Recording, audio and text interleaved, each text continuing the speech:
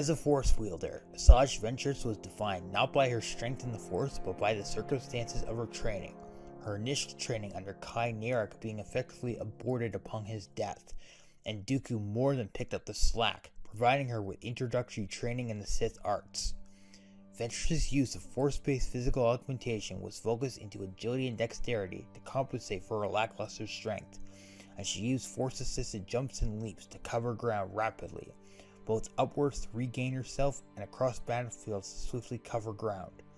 Her most notable control ability was the Sith hibernation trance, which allowed her to suppress her body's vital functions and fake her death.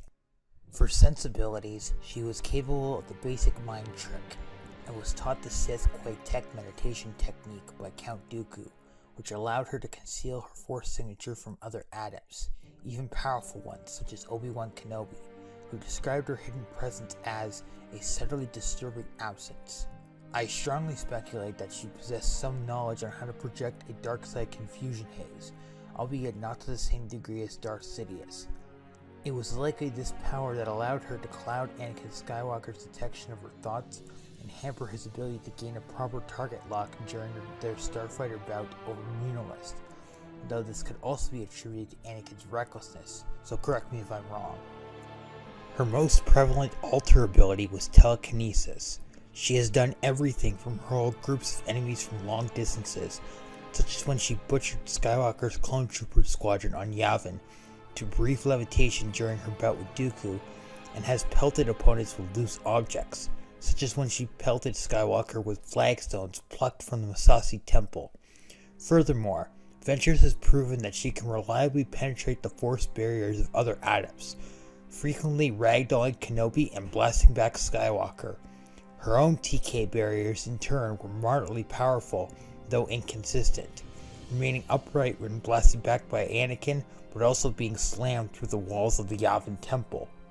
Ventress possessed no skill with Tutuminous or Force Lightning, which was a weakness purposely engineered in case she became too disobedient. Her most controversial power was her ability to animate dead corpses and use them as puppet soldiers. This power was likely a variation on the ancient Sith rituals used to create the Korriban zombies that guarded the tombs in the Valley of the Dark Lords. It provides insight into the degree of her Sith training. Dooku obviously had no issue teaching her ancient Sith powers and lore, but purposely withheld anything of substance. Furthermore, this power was only enabled by the dark side aura that was present at the massacre of Umadun, which heavily implies that Ventress may also possess knowledge of consumed essence, though this is highly speculative. And she could only use this power when sufficient corpses and a sufficiently potent dark side aura was present, meaning she could not do this on a whim and it required external factors. When engaging other Force wielders, she would use subtle environmental manipulations and flanking attacks to blindside and off-balance opponents, using theatrical posturing and psychological warfare to undermine their composure and prevent them from employing their full powers against her. All in all, Ventress was a sufficiently powerful combative Force wielder, defined by her depth, creativity, and a surprising amount of nuance.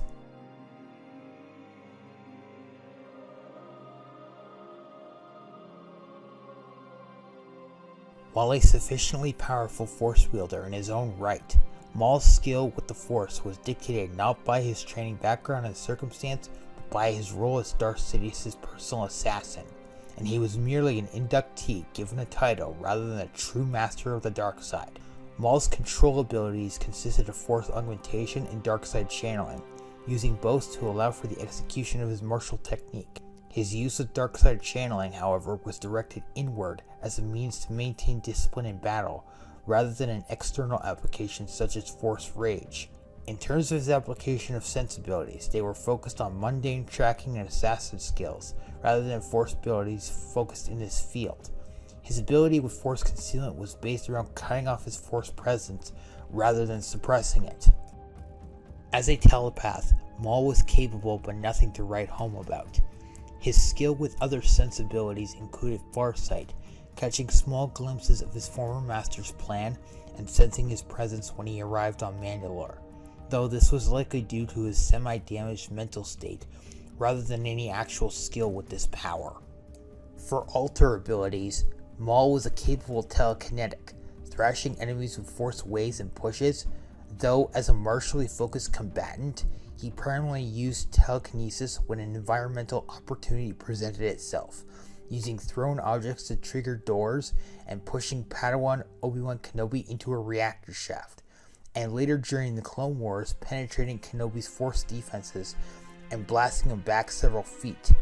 Though Kenobi's defenses have been spotty over the course of the war, Maul's ability to penetrate his guard actually reflects better on him, and is nothing to thumb one's nose at given Kenobi's reputation as a force wielder.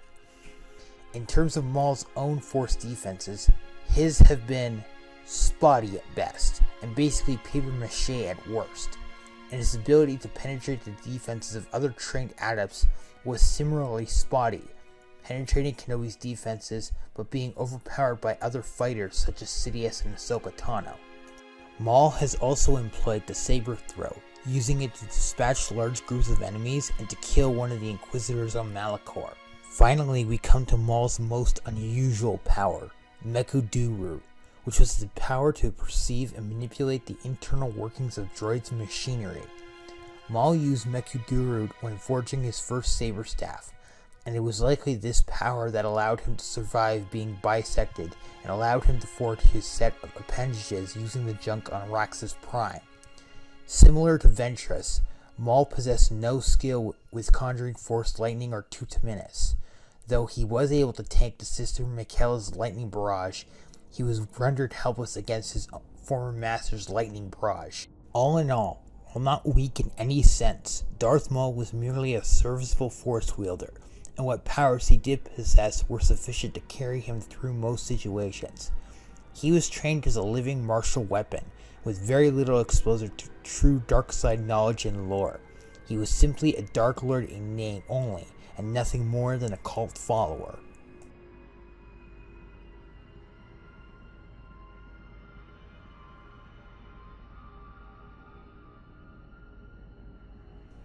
Both combatants come from a similar background where their force training is concerned. The difference is that Ventress was given actual training into Sith powers and lore and used it to build a diverse and balanced arsenal of abilities, where Maul was nothing more than a living weapon, and all the powers in his arsenal were rudimentary. Starting from the top with their control abilities, both shared basic Kurosawa techniques that enhanced their capabilities. Ventress used this to double down on agility and dexterity due to her lackluster strength, whereas Maul balanced all of his attributes. Ventress's use of the Sith hibernation trance merely increases her survivability. Maul's use of Dark Rage was channeled into discipline and physical augmentation, and despite what sources would imply, it is highly doubtful that either Maul or Ventress have knowledge of Consume Essence. Comparing their sensibilities, both use the basic mind trick, and both have access to force concealment techniques. Ventress's use was based around suppressing her force signature, whereas Maul's was based around cutting off his force signature in order to more effectively ambush prey without them knowing. Though both could ambush the other if made unaware, I am operating under the belief that both fighters are being dropped in cold, and as such, given Ventress's predatory nature similar to Maul's, she would likely be able to detect that sort of attack. Whether or not Ventress is capable of projecting a dark side confusion haze is highly speculative, but I will be factoring it in. As telekinetics, Ventress was much more creative and more willing to use the Force to pummel her opponents into submission, whereas Maul, much like the majority of the powers in his arsenal, used them for tactical purposes and when an environmental opportunity presented itself. In terms of their force defenses, both can penetrate each other's telekinetic barriers, staggering them back or thrashing them, but Ventress's barrier was more reliable and wasn't a major hole in her arsenal the same way Maul's was. Maul's knowledge of Mechuduru is merely passive in nature and allowed him to survive being bisected, whereas Ventress's ability to animate the dead provides an insight into the Sith knowledge she was taught, and while it isn't applicable in this matchup due to the factors involved, it does showcase Ventress's academic degree, making her both overall the more powerful and more knowledgeable Force wielder.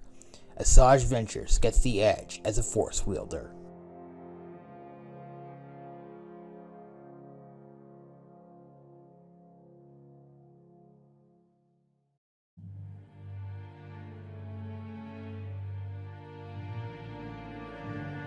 And now I present my first ever narrative style verdict.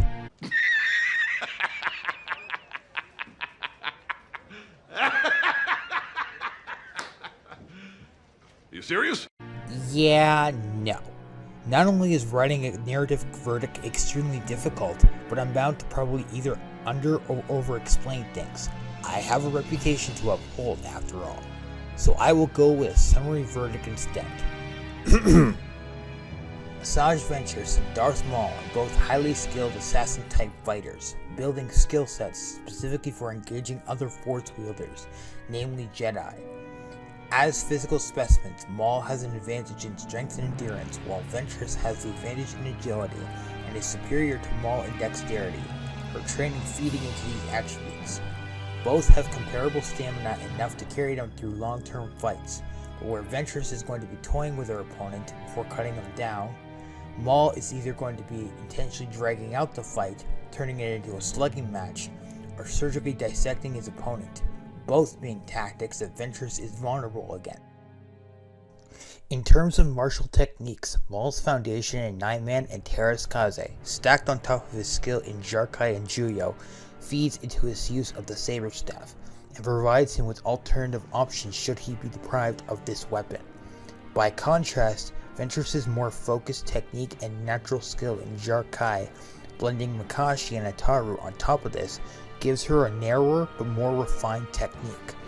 But this is all relative, as her Saber Staff technique would gain her nothing against this opponent, and she would be effectively screwed if she was deprived of one of her lightsabers. In terms of conduct, Ventress has a repeated track record of gloating when she has the upper hand, and flying off the handle into berserker rages when her own psychological warfare barbs are thrown back at her. And though Maul won't be employing conventional Dun Mok, his battle conduct will get under Ventress's skin, and she will likely step up as the aggressor, breaking out the Force abilities and attempting to overpower her foe. Maul's Trikata techniques will get him nowhere, as Makashi is the perfect foil for it, and I don't see it coming up unless Ventress somehow finds a way to pin Maul. As Force wielders, Maul's arsenal consists mainly of conventional powers, and he only uses them opportunistically or for devastating one-hit combos. Furthermore, Ventress simply has more academic knowledge, specifically her ability to animate the dead, and she uses every power in her arsenal more proactively. However, many of her powers and skills were developed to combat Jedi, and besides Dooku, she has not faced a true Sith Lord, and though Maul may only fit the bill in name, he is still a Sith Lord, and has contended with both light and darksiders. The best visual analog for a hypothetical matchup between Ventress and Maul is the duel between Anakin Skywalker and Asajj Ventress, as presented in the 2003 Clone Wars microseries. The initial stage of the engagement will be a brief exchange of Force abilities. Both combatants would square off with blades drawn staring each other down, then leap at each other, trading equally, then breaking away. This is where Ventress will be breaking out the Force abilities, weaponizing her environment, and attempting to undermine her opponent by breaking his composure. Unfortunately for her, not only is Maul well suited for dealing with other Force wielders and has much better composure and possessing of a stronger core martial technique, he isn't saddled with the same weaknesses as Ventress. His weaknesses are much more technical and much harder to exploit. The mid-fight would play out similar to the bout in the jungle and in the temple. Ventress would be ambushing her opponent, effectively changing the rules of the engagement and forcing Maul to adopt a defensive posture. But in return, he would see what she is attempting to do and would intentionally draw out the fight, feigning weakness to lull her into a false sense of security. This is also where Ventress has the best possible chance of winning, as she can capitalize on the confusion caused by her conduct to sneak up or overpower Maul and deliver a fatal blow, perhaps even severing his Saber Staff in the process. However, as stated previously, Ventress has a routine track record of stopping to gloat when she has the upper hand, which would allow Maul to repurpose himself and continue to draw out the fight. The late fight is where Ventress will either slowly start to burn out, or will likely have deprived Maul of his secondary blade. While I don't consider the possibility of Maul catching Ventress's arm and depriving one of her blades in the same manner as Anakin did to come up, it is entirely possible. But even if it doesn't, Maul's single blade technique is more than sufficient to batter Ventress into submission. turning this into a slugging match, and eventually will come out on top, albeit wounded and extremely tired. I declare Darth Maul the victor.